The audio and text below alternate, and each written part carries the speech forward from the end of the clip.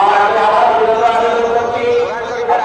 আমি পাঠ করেছিলাম আল্লাহ তাআলা কুরআনে আজিমের মধ্যে বলতেছেন ইয়া আইয়ুহাল্লাযীনা আমানু কুতিবা আলাইকুমুস সিয়াম কামা কুতিবা আলাল লাযীনা মিন ক্বাবলিকুম লাআল্লাকুম তাত্তাকুন। এ আমার ঈমানদার বান্দাগণ, তোমরা কি করো?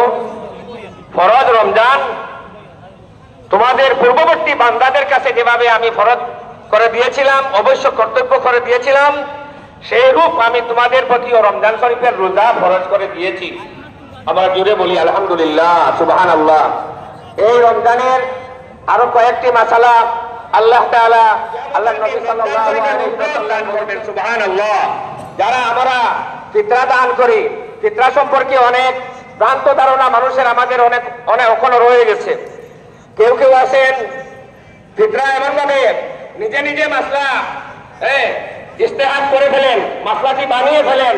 যেমন আমি ছোটকালে শুনতে পেতাম আমার পিছনে মৌলানা আলহাজ হযরত মৌলানা শাফির আহমদ সাহেব উপবিষ্ট, উনি নামাজ পরিচালনা করবেন, বড় মসজিদের প্রধান ইমাম।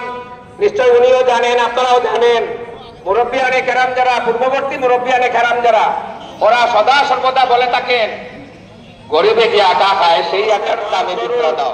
ইনশাআল্লাহ এই দানের বদলা দুনিয়া এবং আখিরাতের মধ্যে আল্লাহ পাক রব্বুল ইজ্জত আপনারা সবাইকে দান করবেন।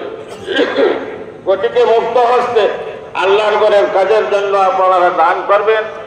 আর সামনের দিকে আপনারা এগিয়ে আসুন, সামনের দিকে অনেক জায়গা খালি থাকে, গতিকে সামনের খালি জায়গা যেটা আছে ওটাকে পূর্ণ করে নিন।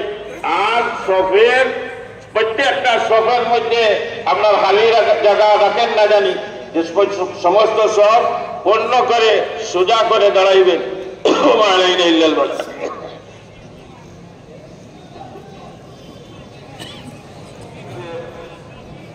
প্রার্থনা করবেন, আল্লাহর কাছে চাইবেন যে আমাদের দেশ যেন শান্তি থাকে, আমরা সবাই একসাথে শান্তিতে বাস করবার জন্য আল্লাহ পাক আমাদের সবাইকে তৌফিক দান করুন।